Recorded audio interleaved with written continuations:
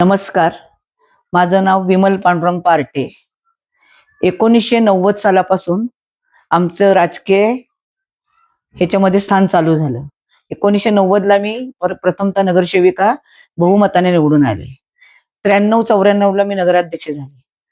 त्यावेळेला 40 लोक बोट क्लबचे बोटमॅन होते. ते 4 महिने ते 8 महिने त्यांचं पहिले पगारावरच ठेवायचे.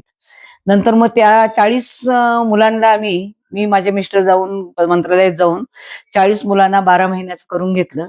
ते आता बहुतेक लोक रिटायर झाली, त्यांना आता पेन्शन सुद्धा चालू झालेले आहेत.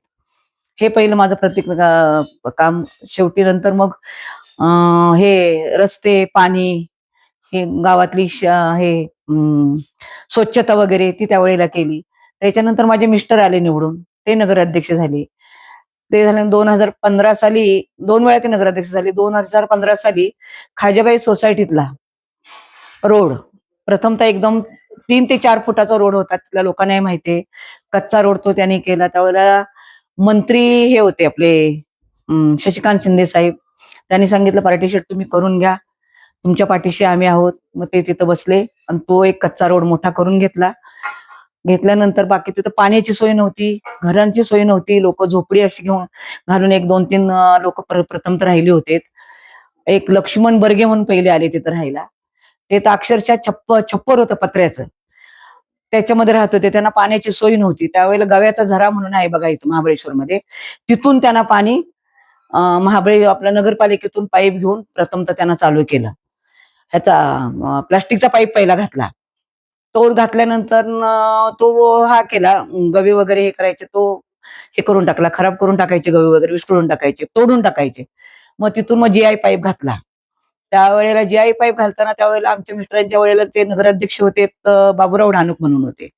ते पायानं अपंग असताना सुद्धा त्यांनी त्यावेळेला GI पाईप त्यांनी खांद्यावरती नेऊन ते GI पाईप जोडून घेतले. तिथले GI पाईप, तो पाण्याचा पहिला प्रश्न तिथला सोडवला. नंतर मग वॉटर सप्लायचं पाणी आत्ता आलंय. तुम्हाला माहिती असेल किती साली पाणी आलंय ते. आणि हा जो रोड झालाय आता, कुठला डांबरी रोड जे केलाय, त्यावेळेला सुद्धा आम्ही नगरसेवक होतो. नगराध्यक्ष स्वप्नाली शिंदे होत्या आणि त्यांचे मिस्टर कुमार शिंदे, माझा मुलगा भोपाळ पर्यंत जाऊन येऊन रस्त्याचं त्यांनी परमिशन आणलं. भोपाळ ते दिल्लीपर्यंत परमिशन येऊन तो डांबरी रोड झाला. तिथल्या त्या समस्या केल्या. त्याच्यानंतर मी आतापर्यंत नगरसेविका आहेत.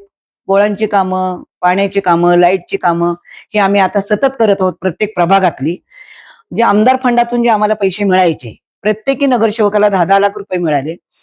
त्या 10-10 लाख रुपयामध्ये आम्ही ही प्रत्येक छोटी मोठी कामं केली. बोळांची कामं, परत जन्नी माता खालची माळेआळी, तिथलं जन्नीचं मंदिर, तिथं लाईट नव्हती, तिथं 40 लाखाचा DP बसवला. तो बी आमदार फंडातूनच, जे आमदार साहेबांनी पैसे दिले त्याच्यातून आम्ही ते काम हे केलं. आता मी ह्या वेळेला सुद्धा आता उभी आहे. कारण काय, 2-3 ठिकाणी मी जाऊन आले तिकडं सुद्धा रस्त्याची वगैरे समस्या अतिशय वाईट आहे. परत गटारांची अतिशय वाईट आहे. तर मी त्यांना शब्द दिलेला आहे की मला तुम्ही निवडून द्या, तुमचा रस्ता, गटार ही त्यांची 2 समस्या आहे, आणि पाणी हे तुम्हाला आमदारांच्या पाठीमागे लागून नगरपालिकेतल्या सर्व नगरसेवकांनी ठराव पास करून मंजूर करून तो झाल्यानंतर आम्ही तुम्हाला रस्ते, पाणी आणि लाईट, कुठलाही नगराध्यक्ष किंवा कुठलाही नगरसेवक एकाच्या काह्यानी काम होत नाही.